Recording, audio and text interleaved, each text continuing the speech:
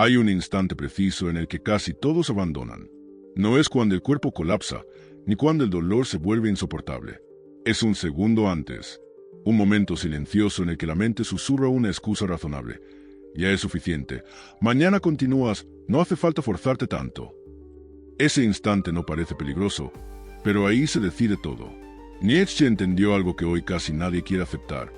El ser humano no cae por falta de capacidad, cae por falta de dominio sobre sí mismo. La mente moderna ha sido entrenada para huir del esfuerzo, no porque sea débil por naturaleza, sino porque ha sido sobreprotegida. Se le enseñó que el malestar es una señal de peligro, cuando en realidad es una señal de transformación. Cada vez que el cansancio aparece, la mente interpreta que debe frenar, no porque no puedas continuar, sino porque no quiere perder el control. Y aquí está el punto clave. Cuando tu mente decide cuándo paras, tú ya no mandas. Nietzsche no hablaba de disciplina como una virtud moral. Hablaba de jerarquía interna. Para él, un individuo fuerte es aquel en el que existe un orden claro. La voluntad gobierna y la mente obedece. El problema del hombre moderno es que invirtió ese orden. Ahora la mente, guiada por el placer y la comodidad, dicta las reglas. El cuerpo sigue, y la voluntad, si existe, apenas susurra.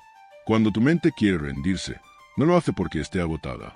Lo hace porque siente que está perdiendo autoridad. El esfuerzo la expone, el dolor la desafía, y todo aquello que la desafía intenta neutralizarlo. Por eso racionaliza la rendición. No te grita abandona, te convence. Te ofrece descanso disfrazado de autocuidado. Te vende retirada como inteligencia.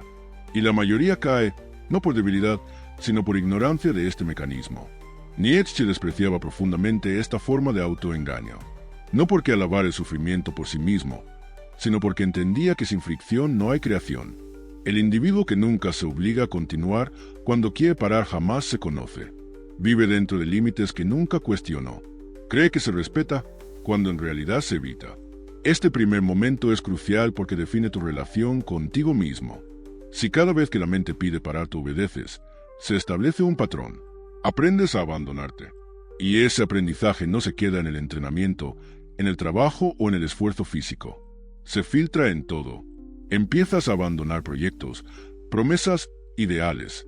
Poco a poco te conviertes en alguien que siempre tiene una razón válida para no llegar al final. Nietzsche lo habría dicho sin rodeos. Eso es decadencia. No una decadencia externa, sino interna. Es la pérdida de autoridad sobre uno mismo. El cuerpo aún puede, la mente aún piensa, pero la voluntad ya no manda. Y cuando la voluntad no manda, no hay dominio, solo reacción. Este vídeo empieza aquí porque este instante se repite todos los días. No es un evento extraordinario, es cotidiano.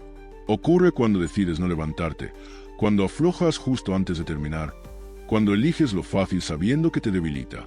Cada una de esas decisiones parece pequeña, pero juntas construyen un tipo de persona. Y Nietzsche lo sabía. No somos lo que pensamos ser, somos lo que hacemos cuando nadie nos obliga. El objetivo no es aplastar la mente, sino ponerla en su lugar, que deje de ser la voz final, que vuelva a ser herramienta y no amo. Pero para eso primero debes reconocer este instante de rendición, mirarlo de frente, entender que no es cansancio, es una lucha por el control, y que cada vez que decides continuar, no estás entrenando el cuerpo, estás entrenando algo mucho más peligroso y poderoso, tu capacidad de mandarte a ti mismo. Aquí comienza todo, no con motivación, no con frases bonitas, sino con una decisión cruda. Cuando mi mente quiera rendirse, no será ella quien tenga la última palabra. Una vez que identificas el momento en que tu mente quiere rendirse, surge una pregunta inevitable. ¿Por qué ocurre siempre en el esfuerzo y casi nunca en la comodidad? La respuesta no es moral ni emocional, es biológica y psicológica. Tu mente no fue diseñada para hacerte grande, fue diseñada para mantenerte a salvo. Y en el mundo moderno, seguridad y estancamiento se confunden peligrosamente. El cerebro busca conservar energía. Cada acción exigente representa, para él, una amenaza potencial. No distingue entre un depredador y una tarea difícil. El esfuerzo prolongado activa los mismos mecanismos de alerta que el peligro. Por eso, cuando empujas tus límites, la mente responde con resistencia. No porque el daño sea real, sino porque interpreta el esfuerzo como un riesgo innecesario. Aquí aparece la traición silenciosa. La mente no se opone frontalmente. No te dice esto te destruirá. Te dice, no hace falta hacerlo ahora. Te promete eficiencia futura a cambio de rendirte en el presente. Así convierte la postergación en una virtud aparente. Y cuanto más inteligente eres, más sofisticadas se vuelven esas excusas. Nietzsche veía en esto la raíz del resentimiento moderno. El individuo que evita el esfuerzo empieza a odiar todo lo que lo expone. Odia la exigencia, desprecia la disciplina, ridiculiza la constancia. No porque no puede ejercerlas, sino porque le recuerdan lo que evita. Así, la mente protege su dominio atacando aquello que podría destronarla. El placer inmediato es su arma favorita. No porque sea malo en sí mismo, sino porque anestesia la incomodidad del crecimiento. Cada vez que eliges el alivio rápido en lugar del esfuerzo sostenido, refuerzas una asociación peligrosa. Esfuerzo igual a sufrimiento inútil, comodidad igual a bienestar. Con el tiempo, esta asociación se vuelve automática. Ya no decides, reaccionas. Nietzsche consideraba esta reacción como una forma de esclavitud interna. No hay cadenas visibles, pero hay dependencia. Dependencia del estado de ánimo, del nivel de energía, de las circunstancias. El individuo deja de ser creador y se convierte en consumidor de sensaciones. Vive persiguiendo estados agradables y evitando cualquier cosa que lo confronte. Lo más grave no es que la mente odie el esfuerzo, sino que te convenza de que tú también deberías odiarlo. Cuando eso ocurre, ya no luchas contra la resistencia, te identificas con ella. Dices, soy así, no tengo disciplina, no me gusta forzarme. Y con esas frases sellas tu propia limitación. Este es el segundo nivel del problema, la identidad. La mente no solo quiere que pares, quiere que te definas como alguien que para. Así, cada renuncia se vuelve coherente con la imagen que tienes de ti mismo. Y cuanto más coherente, menos conflicto interno. La paz que sientes no es libertad, es rendición establecida. Nietzsche proponía lo contrario, usar el esfuerzo como herramienta de autodefinición.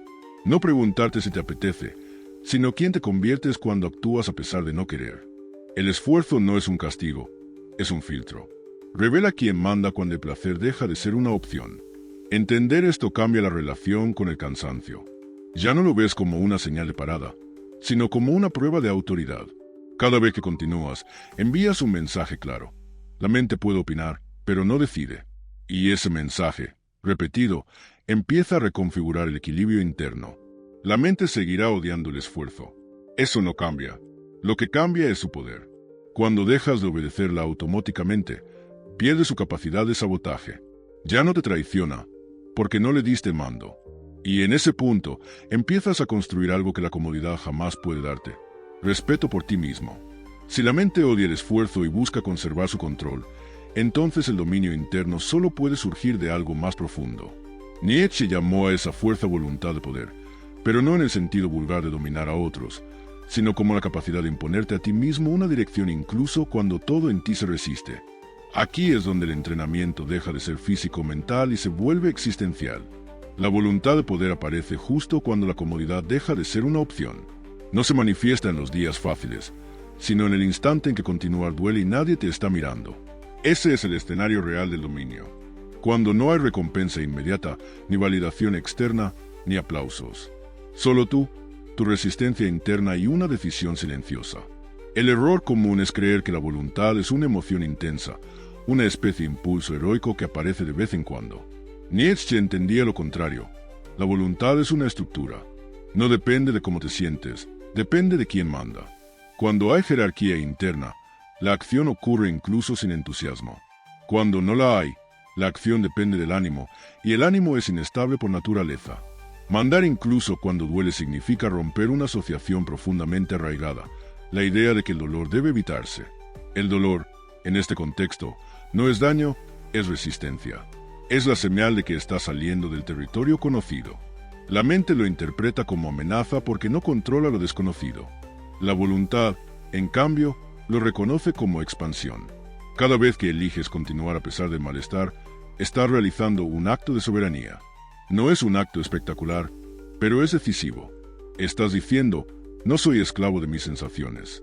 Este mensaje no necesita palabras, se graba a través de la acción. Y la acción repetida crea identidad. Nietzsche rechazaba la idea de la disciplina impuesta desde fuera. Para él, la verdadera fuerza nace cuando la exigencia surge desde dentro. No porque alguien te lo pida, sino porque tú decidiste que esa versión tuya no es negociable. Aquí la voluntad de poder deja de ser teoría y se vuelve práctica diaria. El dolor cumple una función clave en este proceso, revela quién manda. Cuando todo va bien, no hay conflicto, pero cuando aparece la fricción, se expone la verdad. Si paras, la mente gobierna. Si continúas, la voluntad se afirma. No hay términos medios. Cada momento de incomodidad es una votación interna y tu acción es el voto. Con el tiempo, algo cambia. No el dolor, sino tu relación con él. Deja de ser un enemigo y se convierte en un indicador. Sabes que estás haciendo lo correcto no porque sea agradable, sino porque es difícil. Esta inversión de valores es profundamente nietzscheana. Donde antes huías, ahora avanzas. Mandar incluso cuando duele no te vuelve insensible, te vuelve preciso. Aprendes a distinguir entre daño real y resistencia psicológica. La mayoría abandona porque no soporta la incomodidad de no tener control inmediato. Tú empiezas a tolerarla, luego a aceptarla y finalmente a usarla. Aquí se consolida el cambio de jerarquía interna. La mente sigue hablando, pero ya no decide. El cuerpo sigue cansándose, pero no gobierna. La voluntad, entrenada en el conflicto, toma el mando. Y cuando eso ocurre, ya no necesitas motivación. La acción se vuelve inevitable. Este es el punto de quiebre. Ya no te empujas por obligación, te mueves por identidad. No haces cosas difíciles para demostrar nada. Las haces porque eres alguien que no se rinde ante su propia resistencia. Y esa identidad, una vez establecida, transforma todo lo que toca. Una vez que la voluntad empieza a mandar incluso cuando duele, surge el verdadero desafío: sostener ese dominio en el tiempo. Porque un acto aislado no transforma nada. La mente aprende por repetición, no por intención. Si durante años le enseñaste que rendirse era aceptable, no cambiará por una sola decisión firme. Necesita pruebas constantes de que el mando ha cambiado. Entrenar el cerebro para obedecer no significa eliminar la resistencia, sino dejar de dialogar con ella. El error más común es entrar en negociación interna justo cuando aparece el cansancio. Pensar si continuar, calcular si vale la pena, evaluar cómo te sientes. Ese diálogo ya es una derrota parcial, porque devuelve poder a la mente. En el momento crítico, pensar es ceder. Nietzsche entendía la acción como creadora de valores. No esperas sentirte fuerte para actuar, actúas y luego te vuelves fuerte. Por eso, el entrenamiento real comienza cuando reduces la decisión a algo simple y no debatible. No te preguntas si sigues, sigues. No justificas, ejecutas. Esa simplicidad no es brutalidad, es claridad. El cerebro necesita señales claras de jerarquía. Cada vez que actúas sin consultar tu estado emocional, refuerzas un patrón. La acción no depende del ánimo. Este patrón, repetido, reconfigura la relación interna. La mente aprende que protestar no cambia el resultado. Y cuando la protesta no tiene efecto, se debilita. Un método clave es fragmentar el esfuerzo. No para hacerlo más cómodo, sino para hacerlo inevitable. En lugar de pensar en el todo, te concentras en el siguiente movimiento. El cerebro no se revela ante un paso pequeño, pero ese paso mantiene la dirección. Así, avanza sin permitir que la mente recupere el control a través del miedo al esfuerzo prolongado.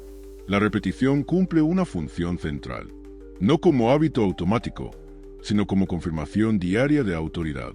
Cada día que cumples lo que dijiste, incluso cuando no quieres, envías el mismo mensaje. Mi palabra pesa más que mi incomodidad. Ese mensaje, con el tiempo, se convierte en identidad. Nietzsche hablaba del hombre como una cuerda tendida entre lo que es y lo que puede ser. El entrenamiento ocurre en esa tensión. Si eliminas la tensión, no hay transformación. Por eso, no se trata de hacer la vida fácil, sino de hacerte más fuerte que la dificultad. En el momento crítico, cuando la mente pide parar, necesitas un comando interno, no una motivación. Algo corto, no emocional, casi mecánico. La emoción fluctúa, el comando permanece. Este tipo de respuesta no busca entusiasmo, busca obediencia. Y la obediencia interna es la base del dominio. Con el tiempo, algo notable sucede. La resistencia aparece antes, pero dura menos. La mente entiende que su protesta no cambia el resultado. No porque la hayas vencido una vez, sino porque la has condicionado a obedecer. Este condicionamiento no te vuelve rígido, te vuelve confiable para ti mismo. Aquí se completa la transición, de reaccionar al dolor a usarlo como señal de ejecución. El cansancio ya no es una excusa, es un aviso de que estás en el territorio correcto. Donde antes dudabas, ahora avanzas sin drama. Este entrenamiento no es visible para los demás. No genera aplausos, pero construye algo que pocas personas poseen. Coherencia interna. Haces lo que dices. No te abandonas. Y esa coherencia se filtra en todo lo que haces. Después de todo el proceso hay una transformación silenciosa que casi nadie nota, pero que lo cambia todo. Ya no se trata de fuerza, ni de disciplina, ni siquiera de voluntad consciente. Se trata de identidad. El dominio final no ocurre cuando haces cosas difíciles. Ocurre cuando dejas de abandonarte. Cuando rendirte ya no es una opción psicológica disponible. Nietzsche entendía que el mayor peligro del ser humano no es el fracaso, sino la autotraición. El individuo que se promete algo y no lo cumple se fragmenta internamente. Pierde respeto por sí mismo. Y sin respeto interno, cualquier intento de grandeza se vuelve una farsa. Por eso, el dominio no consiste en exigirte más, sino en convertirte en alguien cuya palabra tiene peso. En este punto del proceso, la mente ya no es el enemigo. Tampoco el cuerpo. Ambos han aprendido su lugar. La mente puede protestar, pero sabe que no decide. El cuerpo puede cansarse, pero no gobierna. La voluntad, fortalecida por la repetición, se ha convertido en ley interna. No necesitas convencerte, simplemente actúas. Aquí ocurre el verdadero cambio. Ya no te preguntas si puedes, te preguntas si corresponde. Y casi siempre corresponde continuar. No por orgullo, no por demostrar nada, sino porque abandonar ya no encaja con quien eres. El dominio final no es heroico, es sobrio. No necesita drama. Nietzsche hablaba del hombre que se crea a sí mismo, no como un ideal abstracto, sino como alguien que se forja a través de decisiones incómodas sostenidas en el tiempo. Ese hombre no busca placer constante ni evita el dolor a toda costa. Usa ambos como herramientas. Sabe que el placer sin dominio debilita y que el dolor sin sentido destruye, pero que el dolor elegido construye. Cuando te conviertes en alguien que no se abandona, algo profundo se reorganiza. Dejas de depender de motivación externa. Las circunstancias pierden poder sobre ti. Incluso el fracaso cambia de significado. Ya no es una amenaza a tu identidad, es información. Sigues adelante no porque todo salga bien, sino porque tu dirección no depende del resultado inmediato. Este tipo de dominio genera una calma particular. No es tranquilidad cómoda, es estabilidad interna. Sabes que puedes confiar en ti, que cuando llegue el momento difícil, no te negociarás a la baja. Esa confianza no se piensa, se siente. Y transforma la manera en que te mueves por el mundo. La mayoría vive reaccionando. Reacciona al cansancio, al miedo, a la opinión ajena. Tú empiezas a gobernar, no porque controles todo, sino porque te controlas a ti. Y eso es lo único que realmente importa. Todo lo demás es circunstancial. El gran cierre de este proceso es simple y brutal. Cuando tu mente quiere rendirse, tú continúas. No estás entrenando disciplina, estás forjando carácter. Y el carácter, una vez formado, decide tu destino más que cualquier talento. Nietzsche lo habría dicho así. Sin suavizarlo, conviértete en alguien digno de obedecerse a sí mismo. No en alguien perfecto, sino en alguien coherente. Alguien que no huye cuando la incomodidad aparece. Alguien que entiende que el dominio interno es la forma más alta de libertad. Porque al final, no domina su vida quien lo intenta todo, sino quien no se abandona cuando más fácil sería hacerlo. Y cuando llegas ahí, ya no necesitas motivación. Ya no necesitas empujarte. Ya eres ese tipo de persona.